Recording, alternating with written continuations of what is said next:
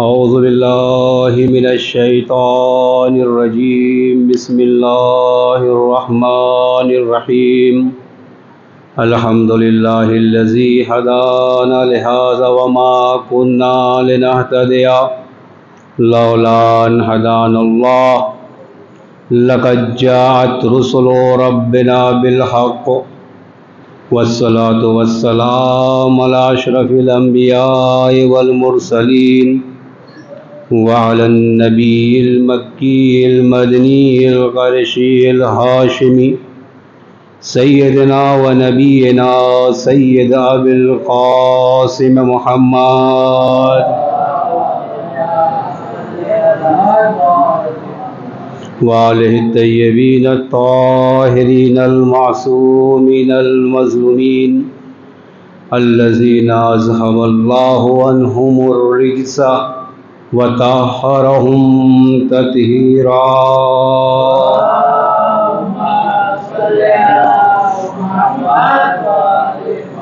بسم الله الرحمن الرحيم رب اشرح لي صدري ويسر لي أمري واحلل عقدة من لساني يفقهوا قولي.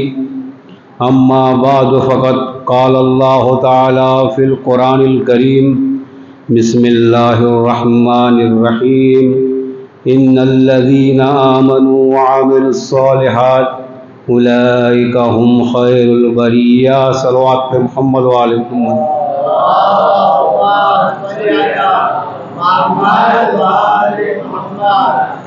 عزیزان گرامی، خلاق کائنات اپنی کتاب قرآن کریم جو سید الکتاب ہے، جتنی بھی کتابیں نازل ہوئی ہیں اس کی سید و سردار ہے، اس میں ارشاد فرما رہا ہے کہ بے شک وہ لوگ جو ایمان لائے اور عمل صالح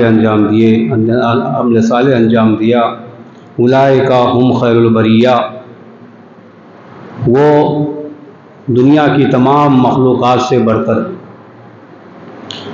مسلسل اس آیے کریمہ کے ذیل میں گفتگو ہو رہی ہے اور بات یہ ایک دم واضح ہو گئی کہ ایمان لانے والے کون ہیں، مومن کون ہے، اور بہت زیادہ وضاحت کی ضرورت نہیں ہے کہ پھر اس کے اوپر کیا جائے کہ مومن کون ہے. یعنی پہلی شرط ہے ایمان کی، پہلی شرط ہے خیر البریہ ہونے کے لیے، یعنی وہ مومن بننے کے لیے وہ یعنی پہلے مومن ہو، اور خیر البریہ بننے کے لیے ایمان کی شرط ہے اور عمل صالح کی ضرورت ہے. خیر البریہ یعنی تمام مخلوقات سے افضل ہونے کے لیے کیا ہے؟ پہلی شرط ہے ایمان، اور دوسری شرط ہے عمل صالح. اگر ایمان نہ ہو تو عمل صالح بیکار، اور عمل صالح نہ ہو تو ایمان کس کام کا؟ اس کا بھائی عمل میں اگر عمل نہیں ہے، صرف ایمان ہے، تو کچھ فائدہ پہنچے گا، کچھ مسئلہ حل ہو سکتا ہے. لیکن اگر پہلی ہی شرط فاقد ہو گئی، پہلی ہی شرط ختم ہو گئی، تو آپ کتنا بھی عمل کرتے رہیے، سجدے پہ سجدہ کرتے رہیے، رکوع پہ رکوع کرتے رہیے، تو بغیر ایمان کے آپ کا معاملہ ٹھیک نہیں ہے. اور اپنے بچوں کے لیے سمجھا دوں کہ ایمان کی قضا نہیں ہوتی. ایمان ایک مرتبہ آ گیا، دوبارہ اگر آپ آ گئے کافر ہو گئے تو کہانی ختم ہے. اور اسی بغیر ایمانی میں ایمان نہ ہوتے ہوئے اس دنیا سے چلے گئے تو آپ اس کی قضا نہیں کر سکتے. تو جو چاہتا ہوں جانے کا، لیکن آپ کا عمل قضا ہو گیا، مگر آپ کی نمازیں چھوٹ گئی، آپ کے روزے چھوٹ گئے، آپ کا حج چھوٹ گیا، آپ کا انفاق چھوٹ گیا، یعنی یہ عمل آپ کا چھوٹ گیا. اگر اولاد لائق ہے، نیک ہے، تو وہ اس عمل کی قضا کروا سکتی ہے. کسی مولوی کو پکڑ لے گی کسی مومن آدمی کو پکڑ لے گی. کہا بھائی دیکھو میرا بابا اس دنیا سے چلا گیا، مومن بندہ تھا مگر نماز نہیں پڑھتا تھا، مومن بندہ تھا مگر نیک کام میں بہت انوالو نہیں ہوتا تھا، مومن بندہ تھا اسے مسجد سے کوئی دوستانہ نہیں تھا، مومن بندہ تھا ایسا تھا. مولوی صاحب کیا کریں گے؟ اگر اولاد لائق ہو تو وہ سوچے گی، لیکن اولاد اگر نالائق ہو جائے تو وہ جہاں اس دنیا سے گیا، جو مال چھوڑ کر گیا ہے، شاید وہ تو اتنی مزہ نہیں اٹھا پایا، یہ اولاد اس میں بہت مزہ لیتی ہے. وہ مال جو چھوڑ کر گیا ہے، کروڑوں کا مال، وہ گھر، وہ گاڑیاں، وہ زمینیں، وہ کیسے کیسے زحمت کر کے ایک ایک پیسہ جٹا کر اپنے بچوں کی آسائش کے لیے، اپنے بچوں کے آرام کرنے کے لیے، اگر وہ اس دنیا سے چلا گیا اور اس کی یہ تمام چیزیں چھوڑ گئی، بچے لائق ہیں تو اس کی قضا کروا لیتے ہیں یا خود قضا کرتے ہیں، خود اجارے پہ دیتے ہیں یا قضا کر دیتے ہیں. لازانی گرامی، لیکن بچہ نالائق ہو تو پھر اس باپ کا کیا بیچارہ؟ تو وہ اس عمل کے نہ کرنے کی سزا وہاں پہ بھگتے گا اور زنجیروں سے باندھا جائے گا. وہاں کا جو مخصوص جیل ہے اس میں اس کی پٹائی ہوگی کہ بھائی دنیا میں تو نے ایمان کو رکھا مگر عمل جو کرنا تھا تو نے انجام نہیں دیا. میں اپنے جوانوں کو تھوڑی سی بس ایک نصیحت میری ہے کہ اگر والدین زندہ ہیں تو جو چاہتے ہو ان سے لے لو، پوری کامیابی آپ کی ان کے قدموں کے تلے ہے. ان سے چومیے، ان کا پیر چومیے. یہ چومنا میں اس سے پہلے نقل کر چکا ہوں، یہ صرف غیر مسلم کیا نہیں ہے، اپنے یہاں بھی پیر چومنا ہے. اگر کوئی اپنے والد کا بشاید پیشانی چومتا ہے، اس کے قدموں کو چومتا ہے، اپنی ماں کے قدموں کو چومتا ہے، اتنی روایتیں بھری پڑی ہے. رسول اکرم کے پاس آیا ایک شخص، کہا میں چاہتا ہوں جنت کی نہروں کا مزہ لے لوں، جنت کی نہروں کو چوم لوں. رسول اکرم نے کہا جا اپنے گھر چلا جا، اپنے والدین کے قدموں کو چوم لے.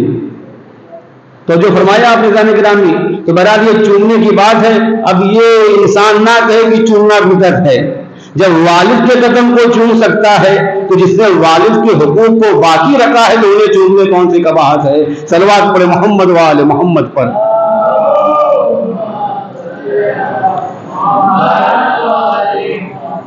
بیچارہ وہ آدمی یہاں سے کما کے چلا گیا جناب، ٹائم نہیں ملا نماز پڑھنے کا، وقت نہیں ملا مسجد میں آنے کا، وقت نہیں ملا مجلسوں میں آنے کا، بہت بزی آدمی.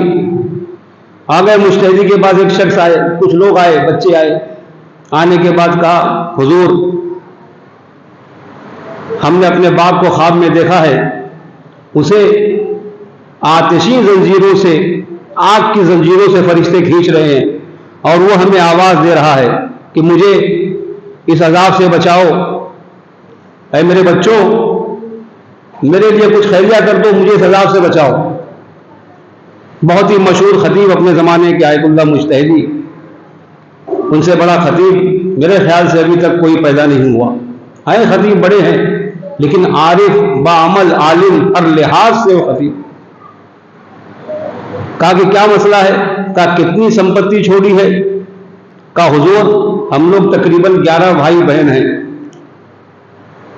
کہا ان 11 بھائی بہنوں کے لیے اس نے تقریباً ہر بچے کے لیے گھر بنایا ہے.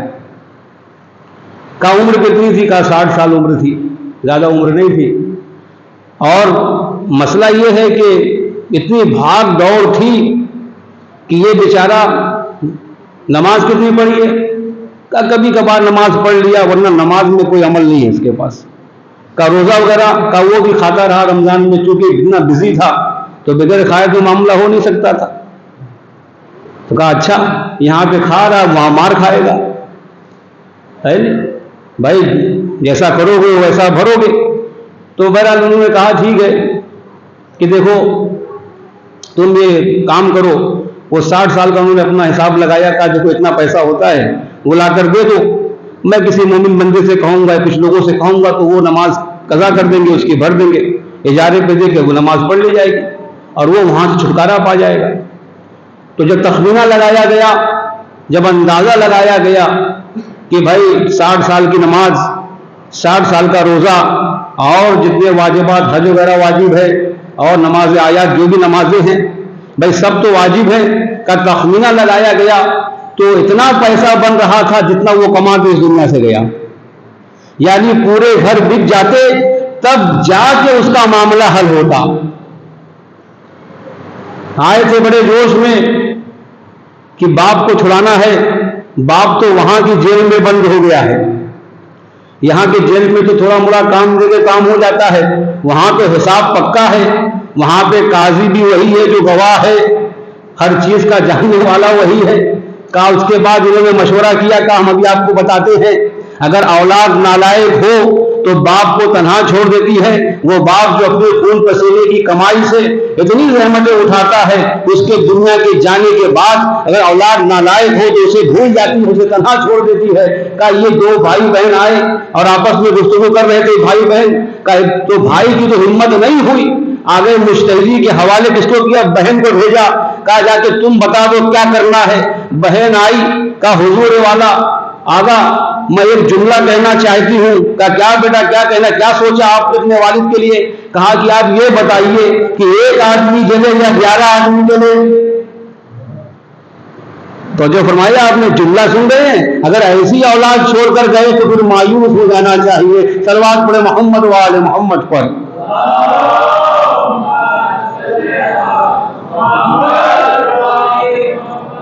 یعنی کہا بھئی وہاں ایک آدمی جل رہا ہے، اگر ہم گھر بیچ دیں گے تو یہاں دنیا میں 11 آدمی جلیں گے، تو 11 آدمی جلنا بہتر ہے۔ تو انہوں نے تقریر میں کہا کہ دیکھا اولاد نالائق ہو تو یہ حال ہے، لیکن اولاد اگر لائق ہو تو ہر جمعرات کو اپنے والدین کے لیے ایک گلاس پانی نذر کر دیتی ہے، وہی اس کے لیے کافی ہو جاتا ہے۔ صلوات پڑھے محمد و آل محمد پر۔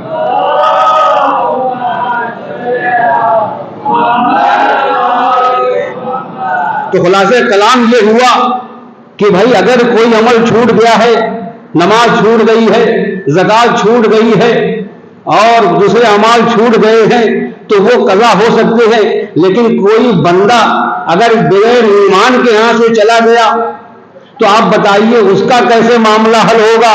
کہ ایمان ایسا ہے، پہلی شرط ہے ایمان کی، اگر بغیر ایمان کے گیا تو عمل کتنا بھی کرے فائدہ نہیں ہے۔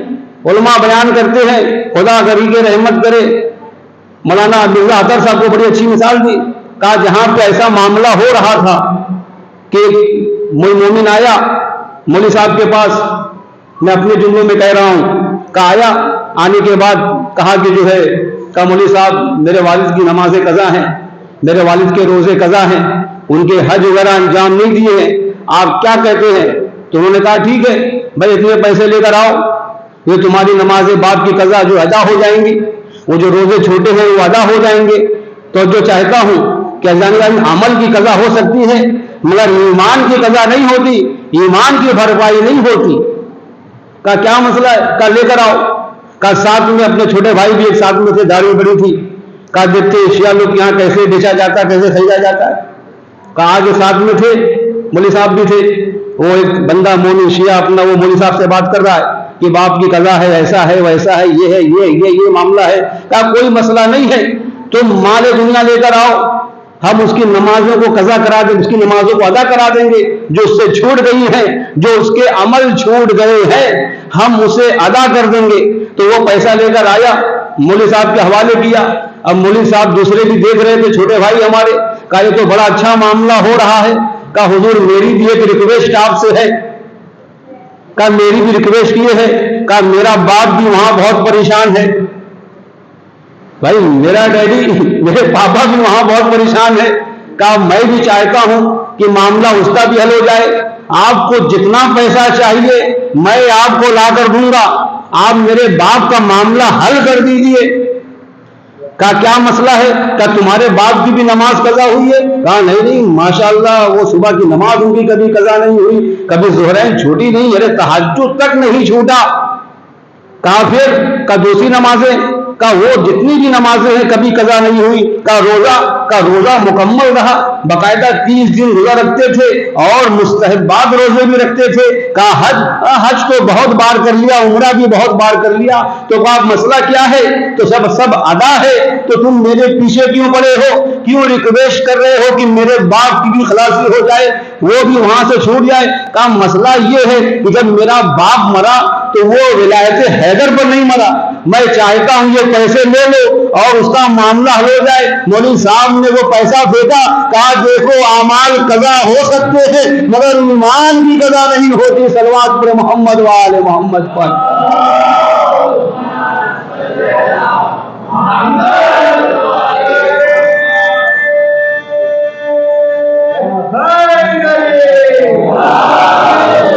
ایمان کی ادا نہیں ہو سکتی، کہا مر گیا مردود فاتحہ نہ ضرور گیا، کا مسئلہ باپ کا ہی تو ہے، باپ سے ہی تو پہچانا جاتا ہے کون محب علی ہے کون غیر محب علی ہے۔ صلوات پڑھے محمد و آل محمد۔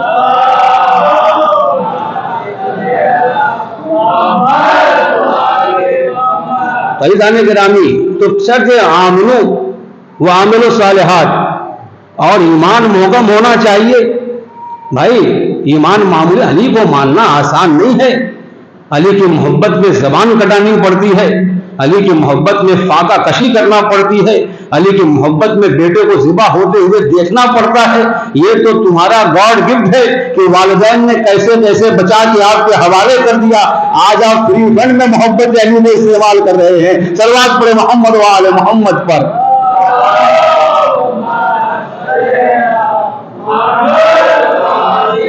بھئی گاڈ گفٹ ہے نہیں، ہمارے والدین کو دعا دینا چاہیے، ہمارے فرقوں کو، بھئی کس طریقے سے کس زمانے سے بچاتے آج اتنے لوگ یہاں جمع ہوئے ہیں۔ عزیزان گرامی، تو یہ جو چیز ہے ایمان، یہ محکم ہونا چاہیے۔ اگر یہ محکم نہیں ہوگا تو آپ کے اعمال کی کوئی گارنٹی نہیں ہے۔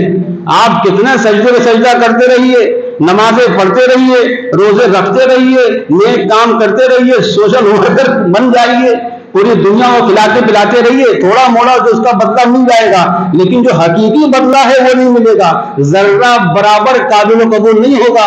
ظاہر سی بات ہے، میں آپ کے سامنے مثال پیش کروں اپنے بچوں کے لیے، تو ایمان کو کیوں مضبوط ہونا چاہیے، ولایت حیدر کو کیوں مضبوط ہونا چاہیے، کہ یہ ہم لوگ یہاں بیٹھے ہوئے ہیں، بڑی آسانی سے بیٹھے ہوئے، یہاں کے کچھ ذمہ داران بھی بیٹھے ہوئے، ہمارے دوست و احباب بھی بیٹھے ہوئے۔ آپ نے غور کیا ہوگا کہ سامنے جب نکلتے ہیں تو آپ نے ایک گیٹ لگا رکھا ہے اور اس کے چاروں طرف دیوار ہے تو آپ کو پتا ہے کہ دیوار ہے تو جب تک یہ دیوار ہے تو کوئی گڑبڑ چیز یہاں نہیں آ سکتی، کوئی جانور یہاں نہیں آ سکتا۔ جتنی مضبوط دیوار ہوگی اتنا یقین آپ کا بڑھتا جائے گا۔ جوانوں سے خطاب ہے، بھائی جتنی مضبوط آپ کی دیوار ہوگی، اب یہ کوئی نہ کہ دیوار بہت کمزور ہونے والی، جس کی کمزور ہے تو ان کا معاملہ بھی کمزور ہو جاتا ہے۔ تو جو فرمایا آپ نے، کہا کتنی مضبوط دیوار ہے، کہا دیوار مضبوط ہونا چاہیے ورنہ ایرا گہرا نہ گھس آئے، اور اگر کوئی غیر گھس گیا، مثلا نجس جانور آ گیا، آپ کی دیوار چھوٹی تھی، وہاں سے ایک جانور آیا، وہ چلا آیا مسجد میں، اور ہمارے دوست ہمارے بھائی نے دیکھ لیا، کہا کہ دیکھا بھائی وہ کتا مسجد میں گھوم رہا ہے، تو اس کے اوپر کیا ہوا، اس کے اوپر پوری مسجد دھلنا واجب ہو گئی۔ یعنی کوئی چیز محفوظ نہیں ہے، کبھی مسجد دھلے گا تو کبھی تعزیے کو پاک کیا جائے گا، کبھی فلاں چیز کو، یعنی پورا سسٹم خراب ہو جائے گا اگر یہ دیوار مضبوط نہ ہو۔ اور جتنے عمل کرتے ہیں آپ، اگر آپ عمل کرتے رہے تو آپ کا عمل بھی قابل و قبول نہیں ہوگا۔ اگر یہ معلوم ہو جائے کہ یہ نجیس ہے، یہ فلاں جگہ گڑبڑ ہے، تو یہ غصبی ہے، کلن یہ ہے کہ آپ کا معاملہ ٹھیک نہیں ہوگا۔ مگر اگر وہ دیوار محکم رہی تو آپ کی نماز بھی بچی رہے گی، آپ کی مسجد بھی بچی رہے گی، آپ کا یہ پورا سسٹم، یہ مسجد کا اچھے طریقے سے چلتا رہے گا۔ عزیزان گرامی، ولایت حیدر بھی ہمارے لیے وہی دیوار ہے، وہی بارڈر ہے، اگر وہ مضبوط رہے گی تو ہماری نماز بھی کامیاب ہوتی رہے گی، ہمارا روزہ بھی قبول ہوتا رہے گا، اور ہمارا حج بھی قبول ہوتا رہے گا۔ صلوات پڑھے محمد و آل محمد پر۔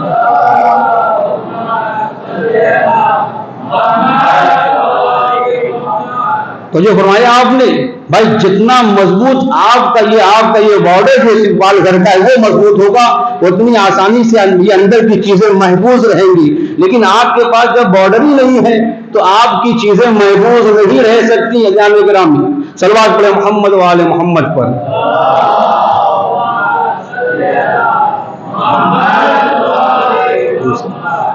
اور میں نے کہا کہ یہ جو آمنو ہے اور بعد میں عمل الصالحات ہے، شیطان نے جو وعدہ کیا تھا ایک حد تک اس میں وہ کامیاب بھی ہو گیا. شیطان نے جو وعدہ کیا تھا جناب آدم سے کہ بہکاؤں گا تیری اولاد کو، بہکاؤں گا تیرے فرزندان کو، بہکاؤں گا. اچھا اس کا تو معاملہ ایسا ہو گیا، چت بھی اپنی پٹ بھی اپنی. اگر آپ غور کریں معاشرے میں آج کل جو معاشرہ ہے آپ غور فرمائیں تو کیسا مسئلہ ہے، چت بھی اپنی پٹ بھی اپنی. شیطان تو دونوں طرف سے کامیاب ہو گیا. ہم جو سب سے بڑے اپنے کو مومن کہتے تھے، امیر المومنین کے ماننے والے ہے نہیں، ظاہر سی بات مومن ہے بھائی، بڑی بات ہے. میں نے ثابت کر دیا آپ کے سامنے یا لا یحبک الا مومن، یعنی محبت علی ایمان ہے. تو آپ جب اتنے بڑے مومن ہو گئے اور دوسرا ملا ہوا عمل الصالحات، عمل صالح کا، تو معاملہ شیطان کا دونوں طرف سے سیٹ ہو گیا. ہم لوگوں کو اس نے کیا کیا، ایمان تو ہمارا باقی رہ گیا مگر عمل میں ہم کو بہکا دیا. تو جو چاہتا ہوں جانے گرامی جب اتنا آمن ہے مومن ہے لیکن عمل جو ہے کیا ہوا، گڑبڑ ہو گیا. صبح کے ٹائم آتا ہے نماز کا سو جاتے ہیں اور جمعہ کا دن آیا تو میرا جمعہ کا چونکہ میں نے مثال دی تھی کہ جمعہ کا چونکہ تو آپ کو ثواب کے بارے میں پتہ نہیں ہے، جمعہ کی معرفت نہیں ہے آپ کے پاس. اگر جمعہ کی معرفت ہوتی تو ہر آدمی دوڑتا ہوا 1 گھنٹہ پہلے یہاں بیٹھ جاتا. میں آپ کے سامنے پہ یعنی اتنا ثواب ہے جمعہ کا کہ باقاعدہ غسل جمعہ کا آپ قرضہ لے کر غسل کریے، ہفتے میں قضا کریے. جمعہ گزر گیا 1 ہفتے تک آپ قضا کی نیت سے غسل جمعہ کو کر سکتے ہیں. تو اتنا ثواب ہے. اور میں نے کہا چونکہ معرفت نہیں ہے، میں پھر وہی مثال آپ کے سامنے پیش کرتا ہوں تھوڑا سا تاکہ جمعہ کے لیے آپ کا ذہن بیدار ہو جائے کہ بھائی 10-8 آدمی، جمعہ کا مطلب ہوتا ہے جمع ہونا. اب والی بات نہ ہو جائے بنی اسرائیل کی کہ دیکھو ہمارے پاس جمعہ کو ٹائم نہیں ہے، ہم سیٹرڈے کو آئیں گے. تو ہم لوگ تو وہ قوم نہیں ہے نا بھائی. نبی اللہ سے کہا، نبی اللہ نے کہا بھائی جمعہ کو جمع ہو جاؤ، واعظ و نصیحت ہوگی، سب کو سننا پڑے گا. کہا دیکھو ہمارے پاس ٹائم ہے نہیں، سیٹرڈے کو تم کہو خدا سے تو ہم لوگ جمع ہو جائیں گے. تو ہم لوگ تو والی قوم نہیں ہے. کہا جمعہ کا اتنا معرفت نہیں ہے جمعہ کی. مثلا ابھی میں نے مثال دی تھی کہ ریلوے پھاٹک پر کوئی کہے بھائی 10,000 مل رہا ہے اور ہر آدمی کو مل رہا ہے. اب اس میں غریب فقیر کوئی وہ نہیں، مطلب امیر بھی ہو چلے گا. وہ شیعہ کمیونٹی کو 10,000 روپے کا شخص آیا ہے، ڈونر آیا ہے، وہ بانٹ رہا ہے. اب یہ بتائیے یہ جتنے لوگ ہم لوگ یہاں جمع ہیں اور مجھے بھی اگر معلوم ہوگا سب سے پہلے شاید میں ہی پہنچا رہا ہوں. کیوں؟ کیونکہ 10,000 روپے کی معرفت ہے. بتائے 2-4 دن کام چل جائے گا، 8-10 دن. غریب آدمی تو بھائی 1,000 روپے کے اعتبار سے پکڑو 10 دن تو معاملہ چلے گا. عزیزان گرامی کیوں جائے گا دوڑ کر؟ اچھا جس کا دل وسیع ہوگا، جس کا دل بڑا ہوگا جناب، تو کیا کرے گا، اپنے بھائی کو بھی فون کر دے گا کہ بھائی چلو وہاں پہ بٹ رہا ہے. لیکن اگر جس کا دل تنگ ہوگا کہ پہلے لے لوں پھر اس کے بعد فون کرتا ہوں، پہلے اپنا معاملہ حل ہو جائے پھر بعد میں دیکھا جائے گا. یہ پورا مجمع بچے سے، جو بچہ گود میں بھی ہوگا اس کو لے کے آدمی چلا جائے گا. کیوں چلا جائے گا؟ کیونکہ معرفت ہے اس 10,000 روپے کی. وہ آپ جانتے ہیں کہ یہ جو ہے 10,000 روپیہ یہ 10 دن ہمارا پیٹ بھر سکتا ہے، 10 دن ہمیں چلا سکتا ہے. چونکہ 10,000 کی معرفت ہے اسی بنا پر جا رہے ہیں. آپ کو چونکہ جمعہ کی معرفت نہیں ہے، امام صادق علیہ السلام فرماتے ہیں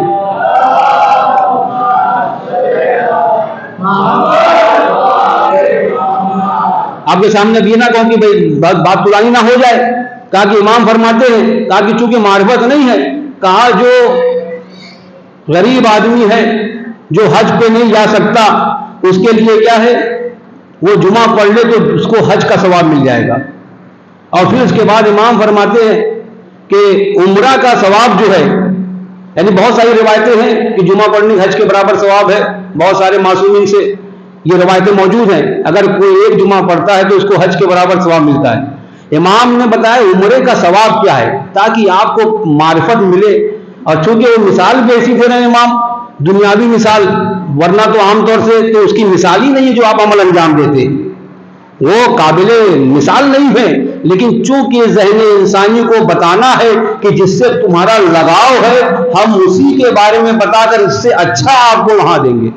مثلا جو سیب یا انار کا تذکرہ ہوتا ہے, نہروں کا تذکرہ ہوتا ہے, شہد کا تذکرہ ہوتا ہے, یہ جو تذکرے ہوتے ہیں تاکہ آپ کو چونکہ اس کا مزہ پتا ہے کہ شہد میں کتنا مزہ ہے, دودھ میں کتنا مزہ ہے, تو جب آپ کو پتا ہے تو ائمہ بھی وہی مثال دیتے ہیں. کہا دیکھو عمرے کا ثواب حج کا ثواب نہیں, ایک جمعہ پڑھنے کا ثواب حج کے برابر ہے اور عمرہ اس سے کم ثواب رکھتا ہے. تو امام فرماتے عمرے کا ثواب تمہارے سامنے بیان کر رہا ہوں. کہا عمرے کا ثواب ایسا ہے کہ 7 مرتبہ, کتنی مرتبہ؟ 7 مرتبہ پوری دنیا کو سونے سے چن دیا جائے. 7 مرتبہ پوری دنیا کو, صرف یہ پال گھر کا علاقہ نہیں, ضلع نہیں, پوری دنیا سمجھو قرۂ ارض, پوری دنیا کو 7 مرتبہ سونے سے چنا جائے تب جا کے وہ عمرہ کے ثواب کے برابر ہوتا ہے. عزیزان گرامی 10,000 کی چکر کے ہم دوڑتے رہتے ہیں اور اتنے سارے سونے کے لیے آرام سے سوتے رہتے ہیں. صلوات پڑھے محمد وآل محمد پر.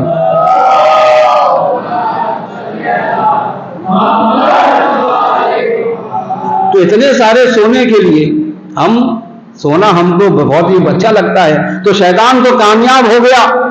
کہا چت بھی اپنی آدم بہکاؤں گا. آدم نے گریا کہ آپ کے سامنے پتا ہے, کہا نہیں جو معافی مانگے گا چھوڑ دوں گا. کہا بھائی بہکاؤں گا. کہا بہکا دیا. کہا یہ سب سے بڑے مومن, سب سے پہلے ان کو سلایا جائے. بھائی سب سے اشرف المخلوقات اور اشرف المخلوقات میں سے ہم سب سے بڑے. کہا سب سے پہلے بڑوں کو پکڑ لیا جائے تو چھوٹے موٹے خود پکڑ میں آ جاتے ہیں, ہے نہیں شیطانہ کام. کہا وہ صبح کا ٹائم آیا, نماز کا وقت ہوا. میں یہ نہیں کہتا کہ آپ بار بار مسجد آئیے, اگر آپ کے پاس ٹائم مسجد, آپ اگر گھر میں پڑھتے ہیں تو نماز میں اتنی طاقت ہے کہ آپ کو مسجد میں لے کر چلی آئے گی. آپ یاد رکھیے گا. آپ اٹھے صبح, نیند آ رہی ہے, وہ پہنچ گیا شیطان, وہ آپ کو تھپکی دے رہا ہے. ابھی تو بہت ٹائم ہے, ابھی تو بہت ٹائم ہے. یہ وہ پڑھنے والوں کے لیے ہے, اور جس کا ضمیر مر گیا ہے تو اس کو تو معلوم ہی نہیں ہوتا کہ ٹائم ہوا کہ نہیں ہوا. صلوات پڑھے محمد وآل محمد.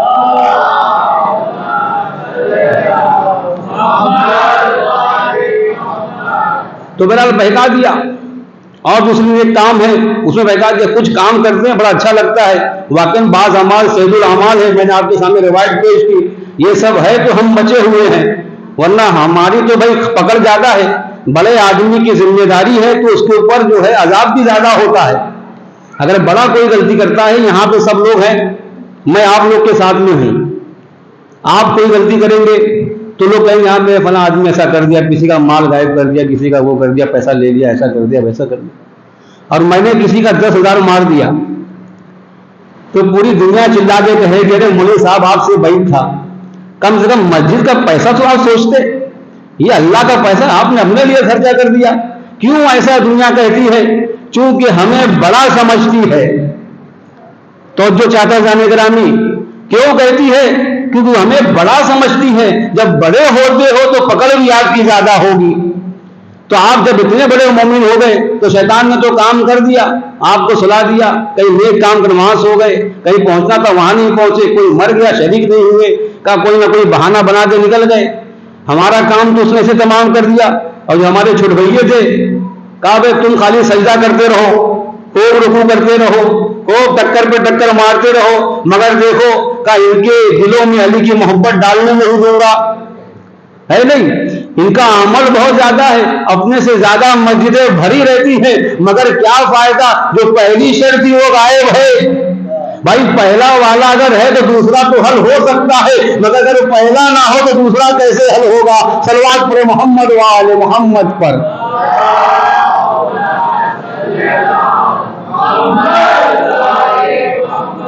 عزیزان گرامی میں ایسی اپنی جیب سے نہیں بول رہا ہوں, پھینک رہا ہوں. جوان یہاں کھڑے ہیں, روایتیں جوانوں کی روایتیں موجود ہیں, قسم خدا کی ایسی ایسی روایتیں ہیں, ہم تو بیان نہیں کرتے ورنہ اور آدمی گناہوں میں جسور ہو جائے گا.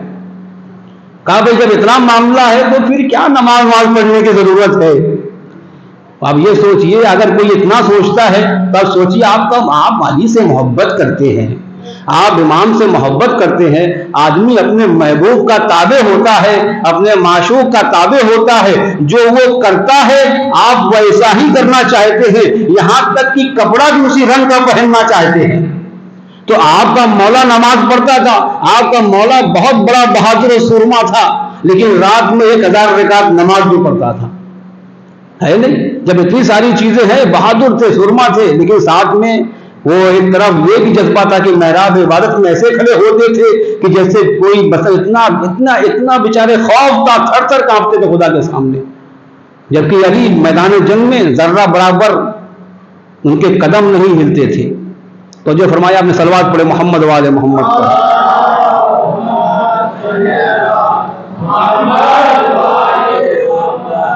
تو گرامی، تو معاملہ تو شیطان کا سیٹ ہو گیا، ان الذین آمنوا وعملوا الصالحات کا ایمان والوں کو عمل میں بہکا دوں گا، عمل والوں کو ایمان میں بہکا دوں گا، دونوں کا معاملہ برابر کر دوں گا۔ کام تقریباً حد تک سب کے اوپر تو نہیں چلا، لیکن ان کا معاملہ تو گڑبڑ ایک دم ہو گیا۔ ہمارا تو یہ چلو کچھ اگر بچہ سڑ نکل گیا یا بعد میں عقل آ گئی، توبہ اوبہ کر لیا تو معاملہ حل ہو سکتا ہے، ان کا کیا ہوگا اگر اس دنیا سے نکل گئے؟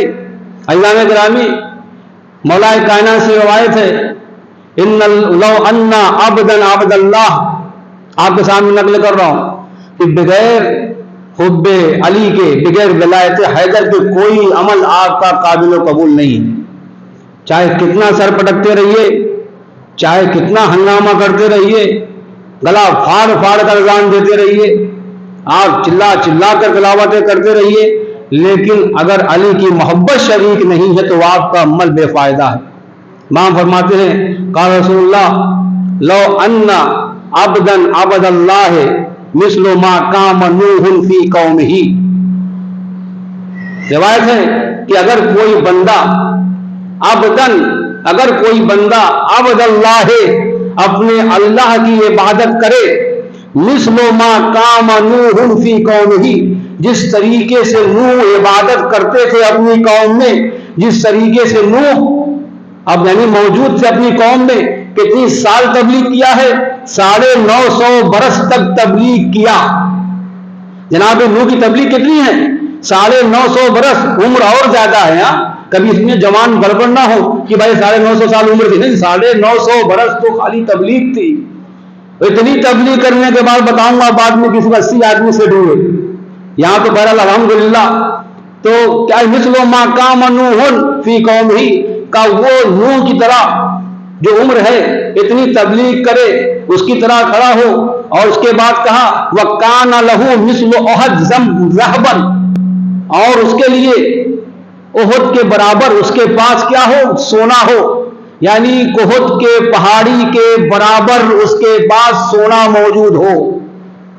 عبدن عبداللہ ہے، اگر کوئی بندہ عبادت کرے، نوح جیسی عبادت کرے یا نوح کے جیسی تبلیغ کرنے کے برابر کام کرے، وَكَانَ لَهُ مِثْلُ أُحُدٍ ذَهَبًا، اور اس کے پاس احد کے برابر کیا ہو؟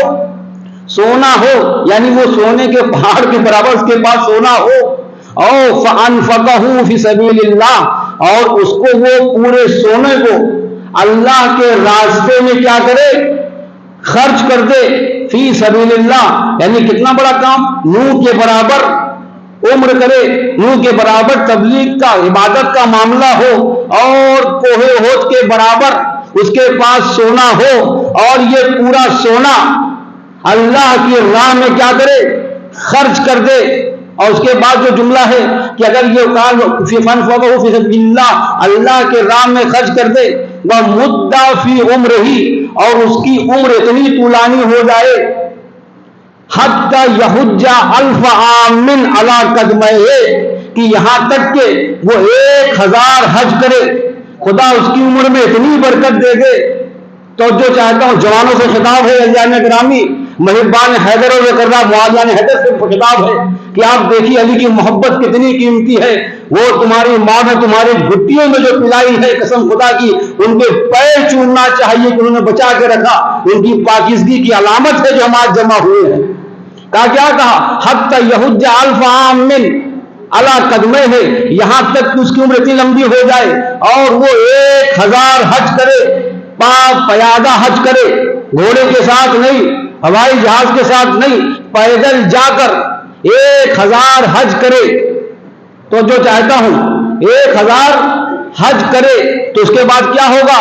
کہا کہ وہ پھر دوسرا جملہ اور قتل بین الصفا والمروہ مظلوما، روح کے برابر معاملہ تبلیغ کا ہو اور اس کے بعد کوہ احد کے برابر سونا ہو، اللہ کی راہ میں خرچ بھی ہو، عمر اتنی پرانی ہو کہ 1000 حج پاک پیادہ کر چکا ہو اور صفا و مروہ کے درمیان مظلوم قتل کر دیا جائے، تو جو ہے نہیں، بڑے غور سے سن رہے ہیں آپ کیا کہا رسول اکرم نے؟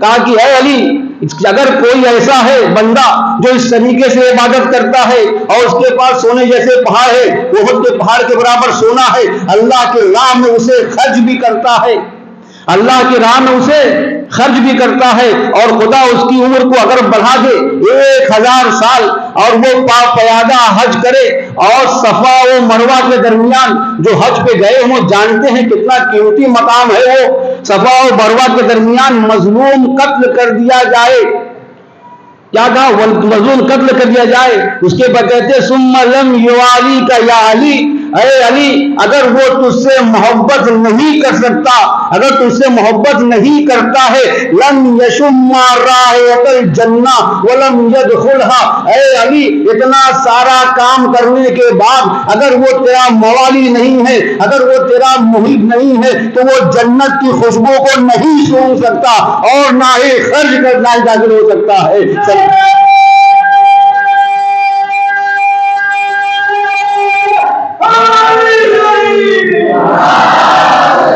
تو جو فرمایا آپ نے رسول اکرم فرما رہے ہیں کہ کیا سن رہے ہیں آپ کے جو کھانا چاہیے ولایت حیدر کا اگر خون میں روانی ہے، کہ کیا کہہ رہے ہیں کہ اتنا کام کرنے کے بعد ثم لم یوالی کا یا علی، اے علی اگر وہ تجھ سے محبت نہیں کرتا تو یاد رکھ لم یشم رائحۃ الجنہ، وہ جنت کی خوشبو نہیں سونگ سکتا، ولم یدخلها، اور اس میں کبھی داخل نہیں ہو سکتا۔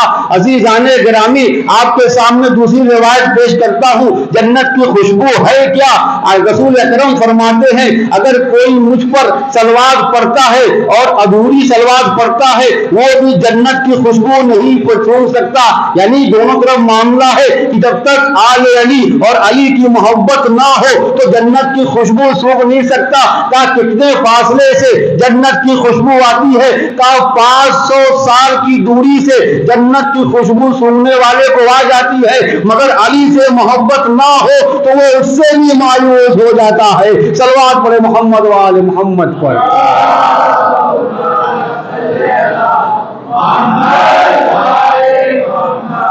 عزیزان گرامی واقعی ہماری پوری زندگی مولا کائنات کی محبت، شاعر نے بڑا اچھا کہا، دن ڈھلا شام ہوئی اب مجھے گھر جانے دو، بھائی بہت مشہور شعر ہے شمس تبریز صاحب کا، خدا انہیں سلامت رکھے۔ دن ڈھلا شام ہوئی اب مجھے گھر جانے دو، مجھ کو ملنا ہے علی سے مجھے مر جانے دو۔ صلوات پڑھو محمد و آل محمد۔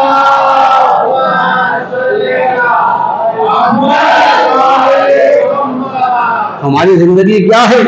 کسی ایک بچے سے پوچھا جائے، کسی ایک شیعہ سے، کہا کہ صرف علی، اولاد علی، بغیر علی کے دنیا ادھوری ہے، بغیر علی کے ہمارا ایمان ادھورا ہے، بغیر علی کے یہ پوری کائنات ادھوری ہے۔ کبھی روایت نقل کروں گا، آج ہم جس جگہ بیٹھے وہ علی کا صدقہ ہے، آج ہم جس زمین پہ دندناتے پھر رہے ہیں وہ علی کا عطیہ ہے۔ عزیزان گرامی دن ڈھلا شام ہوئی اب مجھے گھر جانے دو، مجھ کو ملنا ہے علی سے مجھے مر جانے دو۔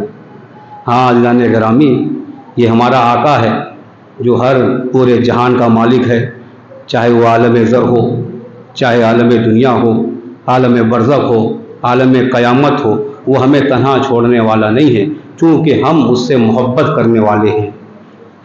شیعہ کہنا بڑا مشکل کام ہے، اس لیے میں لفظ محبت کا استعمال کر رہا ہوں۔ اگر شیعہ نے حیدر کرار کو دیکھنا ہے تو ذرا کربلا میں چلے آئیے، یہ کون سے لوگ ہیں؟ آئیے آپ کے سامنے ایک روایت نقل کرتا ہوں، تب آپ کو یہ بات سمجھ میں آئے گی کہ یہ جو 72 شہید تھے یہ کون لوگ تھے۔ حذیفہ غفاری امام حسن علیہ السلام کے ساتھ میں ہے۔ عزیزان گرامی، نقل صدا کل کروں گا سوچا تھا، لیکن اب چونکہ شاید اوپر سے یہ آرڈر ہے کہ اب یہ روایت آپ کے سامنے نقل ہی کر دوں۔ حذیفہ غفاری امام حسن کے صحابی امام حسن کے ساتھ جا رہے ہیں۔ انہوں نے دیکھا کہ امام حسن ایک اونٹ کے آگے پیچھے بہت اس کو آگے پیچھے گھوم رہے ہیں، بڑی حفاظت سے اس کو دیکھ رہے ہیں، بڑی حفاظت سے اس کو اپنے پاس رکھے ہوئے ہیں، یعنی اس اونٹ کے آگے پیچھے سے ہٹتے نہیں ہیں۔ حذیفہ امام کے ساتھ چل رہے تھے اور دل میں آیا کہ کہیں ایسا تو نہیں کوئی خزانہ ہو، کوئی قیمتی چیز ہو، ورنہ امام حسن کو تو کبھی ایسے دیکھا نہیں گیا۔ قریب گئے، جانے کے بعد کہتے ہیں مولا میں بہت دیر سے دیکھ رہا ہوں آپ فلاں اونٹ کے پاس سے آگے پیچھے نہیں ہٹتے، کیا کوئی خزانہ اس میں تو نہیں ہے؟ امام نے کہا اے حذیفہ غفاری، کہا نہیں اس میں خزانہ تو نہیں ہے، کہا لیکن اس میں وہ کتاب ہے۔ آپ جملہ سنیے گا امام کا، کہا اس میں وہ کتاب ہے جس میں تمام ہمارے محبان اور شیعوں کے نام لکھے ہوئے ہیں، جو چلے گئے، جو آئیں گے، جو قیامت تک آتے رہیں گے، ان کے باپ ان کے شجرے کے ساتھ ان کے نام لکھے ہوئے ہیں۔ یعنی امام کو کسی مال کی اتنی وہ نہیں تھا، لیکن چونکہ کتاب اتنی قیمتی تھی اسی بنا کو اس کتاب کے آگے پیچھے امام گھوم رہے تھے۔ انہیں معلوم تھا کہ یہ پورے ہمارے چاہنے والوں کی کتاب ہے۔ حذیفہ کہتے ہیں کیا مولا میرا بھی نام اس میں ہے؟ کہا کہ اگر صبح کی برقرار ہوا کہ صبح آئے گی تو بتاؤں گا۔ کہتے حذیفہ کہتے ہیں میں نے اپنے بھتیجوں کو لیا، چونکہ میرا بھتیجا پڑھنا جانتا تھا، کہا میں لے کر اس کے صبح کی نماز کے بعد امام حسن کے پاس گیا، کہا مولا آپ نے وعدہ کیا تھا کہ آپ صبح میں میرا نام لکھائیں گے، کیا میرا آپ کے چاہنے والوں میں نام ہے؟ ہاں عزیزان گرامی، امام حسن نے کتاب کھولی اور کتاب میں جب نام دیکھا تو اللہ کا شکر ادا کیا۔ اور عزیزان گرامی اس کے بعد وہ جب کتاب کو دیکھ رہے تھے، حذیفہ تو پڑھنا نہیں جانتے تھے، لیکن ایک عجیب منظر اس کتاب میں دیکھا، ایک ایسا منظر دیکھا کہ تمام شیعوں کے نام ہیں، مگر کچھ نام ایسے ہیں جس کے جو ہے روشنی نکل رہی ہے، جس سے نور ساطع ہو رہا ہے۔ ایک مرتبہ حذیفہ تڑپ گئے، کہا اے میرے مولا، اے میرے آقا، آپ یہ بتائیے یہ تمام شیعوں کے نام لکھے ہوئے ہیں، مگر کچھ ایسے نام جو کیسے ہیں کہ اس سے نور نکل رہا ہے، نور ساطع ہو رہا ہے۔ ایک مرتبہ امام حسن تڑپ گئے اور تڑپ کر کہنے لگے اے حذیفہ، ارے یہ کوئی معمولی شیعہ نہیں ہے، یہ کوئی معمولی میرے چاہنے والے نہیں ہیں، ارے یہ میرے بھیا حسین کے اصحاب کے نام ہے۔ کہا جب جو کربلا میں شہید ہوں گے، کہا اسی بنا کو ان کے اسما سے نور ساطع ہو رہا ہے۔ ہاں عزیزان گرامی، آج تیسری محرم آ گئی ہے اور آپ مستقل مسائل سن رہے ہیں۔ ہاں یہ غم اتنا بڑا ہے کہ آج جوان بھی جمع ہے۔ عزیزان گرامی میں نے کہا اگر ایک قطرہ آنسو نکل آئے، امام فرماتے ہیں بن اللہ بیتن فی الجنہ، کہ خدا ان کے لیے ایک گھر بنا دے گا، اجرکم اللہ، اللہ آپ کو کوئی غم نہ دے۔ عزیزان گرامی آج 3 محرم آ گئی ہے اور باقاعدہ امام کربلا میں موجود ہیں اور لشکر پہ لشکر آ رہا ہے، کبھی حرملہ کا 4000 کا لشکر آتا ہے، کبھی اس طریقے سے عمر ساتھ کچھ لشکر لے کر آتا ہے، کبھی شمر کا 4000 کا لشکر آتا ہے۔ اور جب لشکر آتا تھا تو اتنی ہی شان و شوکت کے ساتھ آتا تھا اور ڈھول بجاتے ہوئے آتا تھا، جو بچے گودیوں میں ماؤں کے بیٹھے تھے وہ ڈر کے دبک جایا کرتے تھے اور گھبرا جایا کرتے تھے، اور بیوی کے پوچھتے ہوئے فضا ارے یہ کس کا لشکر آیا ہے؟ اور فضا آ کر خبر دیتی تھی ارے یہ شمر کا لشکر آیا ہے، یہ حرملہ کا لشکر آیا ہے، یہ عمر سعد کا لشکر آیا ہے، اور بچے گھبرا جایا کرتے تھے۔ یہ آل رسول ہیں عزیزان گرامی، جن کے صدقے میں دنیا بنائی گئی ہے، آج انہیں ڈرایا اور دھمکایا جا رہا ہے۔ اجرکم اللہ۔ ایک مرتبہ جناب زینب کہتی ہیں کہ فضا ذرا ہمارے بھیا کو تو بلا دو۔ ہاں بھیا آئے خیمے میں، جناب زینب نے کہا ارے کوفہ تو یہاں نزدیک ہے نا، یہاں تو میرے بابا کی حکومت رہی ہے، ارے کیا ہمارا کوئی چاہنے والا کوفہ میں نہیں ہے؟ ارے کیا آپ کا کوئی چاہنے والا نہیں ہے؟ ایک مرتبہ حسین نے کہا اے بہن زینب ارے گھبراؤ نہیں، ہاں میرا ایک دوست ہے جو میرے بچپن کا دوست دوست ہے اور ایسی دوستی ہے کہ اگر میں اسے خط لکھ دوں گا تو کبھی وفائی نہ کرے گا، وفاداری کے ساتھ میرے پاس آ جائے گا۔ ہاں عزیزان گرامی، امام نے حبیب کو خط لکھ دیا ہے، اور جب یہ خط پہنچا ہے حبیب پہلے سے ہی اپنے اصلی مکان کو چھوڑ چکے ہیں۔ ہاں عزیزان گرامی، مسائب اگر طولانی ہو جائیں تو مجھے معاف فرمائیے گا کہ حبیب ابھی کچھ دنوں پہلے کی بات ہے کہ حبیب بازار سے گزر رہے تھے، مسلم ابن اوسجہ کو دیکھا کہ مسلم ابن اوسجہ ہاتھ میں کچھ لیے ہوئے ہیں، کہا یہ کیا ہاتھ میں لے کر گھوم رہے ہو؟ مسلم نے کہا یہ خضاب ہے، ارے اپنے سر میں لگانا چاہتا ہوں، اپنی داڑھی میں لگانا چاہتا ہوں۔ ایک مرتبہ حبیب نے کہا ارے کوفے کا ماحول دیکھ رہے ہو، ارے تلوار کو تیز کیا جا رہا ہے، خنجروں کو تیز کیا جا رہا ہے، اے مسلم تمہیں پتا ہے یہ ایسا کیوں کیا جا رہا ہے؟ ارے یہ میرے آقا حسین کے قتل کرنے کی تیاری ہے۔ ارے جیسے ہی مسلم نے دیکھا خضاب کو اٹھا کر پھینک دیا، کہا اب یہ داڑھی جو ہے میرے خون سے رنگین ہو جائے گی، وسط حسین میں داڑھی رنگین ہوگی۔ حضرت عمر اللہ چونکہ قبیلے کے سردار تھے، اپنا گھر پہلے ہی چھوڑ دیا تھا، خرابے میں چلے گئے تھے، ورنہ یہ پہلے ہی اریسٹ کر لیے جاتے۔ اتنے سمجھدار صحابی، اتنے سمجھدار دوست تھے، انہیں پتا تھا کہ سب سے پہلے مجھے ہی گرفتار کیا جائے گا۔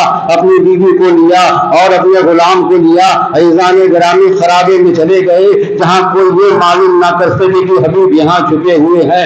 اور خط آیا، اور جیسے ہی خط آیا دروازے پہ دستک ہوئی، حبیب دسترخوان پہ موجود تھے۔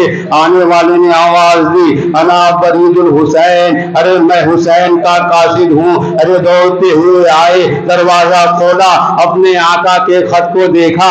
اتنے زمانے کے بعد، ابھی تک تو حبیب خط لکھ رہے تھے، لیکن اب جو خط کا جواب آیا ہے تو حبیب سے اب یہ بجھا نہیں جاتا۔ ارے اتنا غم طاری ہوا ہے، آنکھوں سے آنسو جاری ہو گئے۔ ارے کنیز سیدہ حبیب کی بیوی نے دیکھا، ارے میرے آقا آپ یہ بتائیے کہ اس میں کیا لکھا ہوا ہے؟ ایک مرتبہ حبیب نے کہا ارے یہ میرے آقا کا خط ہے، اس میں لکھا ہوا ہے اے حبیب، اے میرے بچپن کے ساتھی، ارے ہم مر گئے آداب میں گھرے ہوئے ہیں اور ہمارے ساتھ ہمارے آل رسول بھی موجود ہے۔ ارے ایک مرتبہ حبیب نے کہا کہ میں سوچتا ہوں کہ میں مدد کرنے کے لیے نہ جاؤں، اگر میں چلا گیا تو تیرا کیا ہوگا؟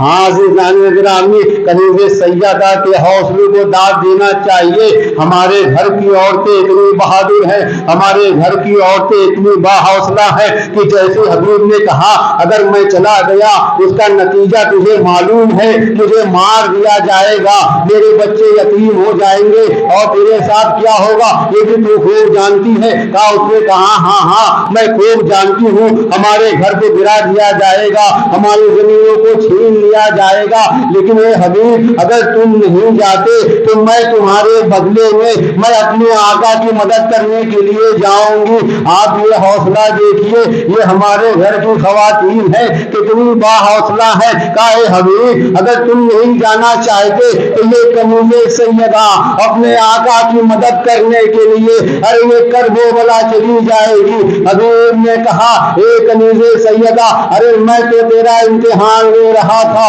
اور کہتے ہیں کوفے سے باہر نکلے، کوفے میں ناکہ بندی لگی ہوئی تھی، غلام کو پہلے ہی بھیج دیا تھا۔ جب غلام کے قریب پہنچے تو حبیب نے بڑا عجیب منظر دیکھا۔ ارے غلام کہہ رہا تھا گھوڑے سے اے گھوڑے میرے آقا کے، اگر میرا آقا نہ آیا تو میں حسین کی مدد کرنے کے لیے چلا جاؤں گا۔ ارے حبیب نے جیسے یہ جملے سنے ارے گریہ کرنا شروع کر دیا، اے میرے آقا ارے اب یہ دور آ گیا کہ غلاموں کے غلام آپ کی نصرت کرنے کے لیے، آپ پہ جان نچھاور کرنے کے لیے تیار ہے۔ ارے غلام کو آزاد کیا، غلام نے ہاتھوں کو جوڑا، اے مولا آپ اس وقت آزاد کر رہے ہیں جب آپ جنت کی طرف جا رہے ہیں، ارے مجھے بھی ساتھ میں لے چلیے۔ حبیب اس غلام کے ساتھ 7 محرم کی صبح، علماء بیان کرتے ہیں 7 محرم کی صبح نمودار ہوئی، حبیب اپنے گھوڑے سمیت سرزمین کربلا پہ پہنچے۔ ارے امام حسین نے دور سے کسی کو آتے ہوئے دیکھا، ارے عباس علمبردار سے کہا بھیا ارے میرے بچپن کا دوست آ رہا ہے، ذرا استقبال کے لیے تو جاؤ۔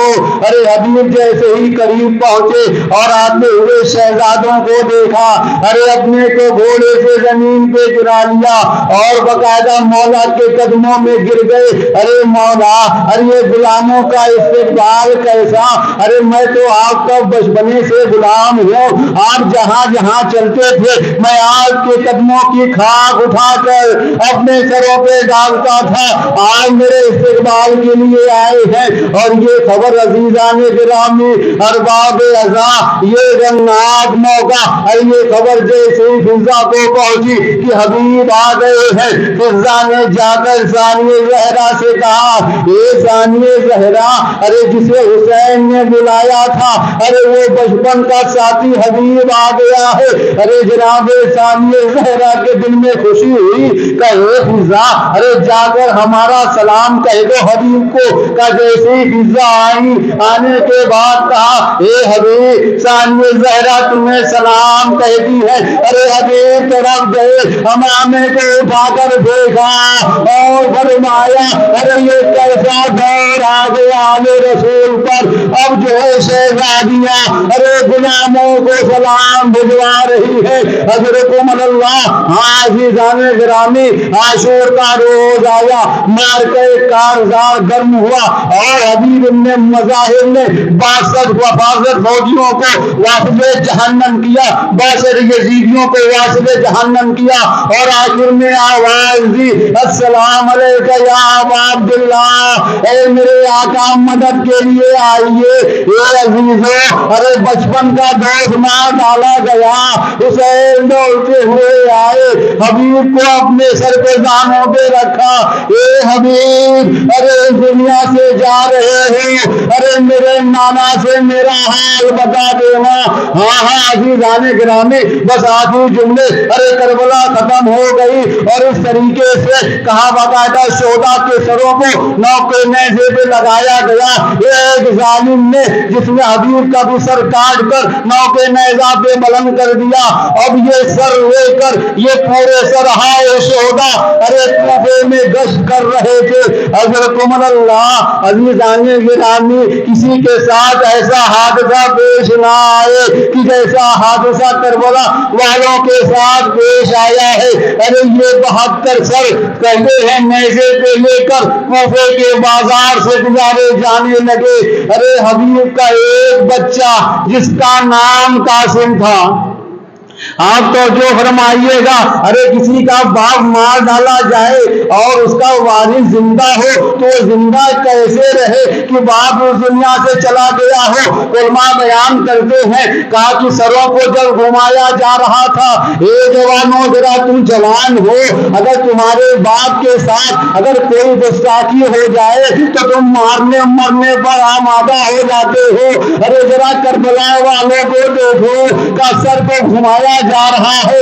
ارے حبیب کا بیٹا قاسم جیسے ہی اس نے سروں میں اپنے بابا کے سر کو دیکھا، ایک مرتبہ طرف گیا، اپنے دوستوں کو جمع کیا، ارے دوستوں، ارے تم دیکھتے نہیں ہے، ارے تمہارے دوست کے بابا کا سر نوکے نیزہ پہ بلند ہے، کیا ایسا ہی ہوگا کہ میں زندہ رہوں میرے بابا کا سر نوکے نیزہ پہ بلند ہو؟ اب یہ تمام دوست ملے اور ملنے کے بعد جس نے حبیب کا سر کاٹا تھا، ارے وہی کو اس کے سر کو کاٹا اور قاسم نے حبیب کے سر کو لیا اور جملہ کہتے ہوئے چلے، ارے اس اولاد کے لیے بڑا سخت ہے کہ اس کا وارث زندہ ہو اور اس کے بابا کا سر نوکے نیزہ پر ہو۔ میں کہوں گا اے قاسم، ارے تم نے وارث ہونے کا ثبوت دیا، ارے ذرا امام سجاد کی طرف دیکھ لیا ہوتا۔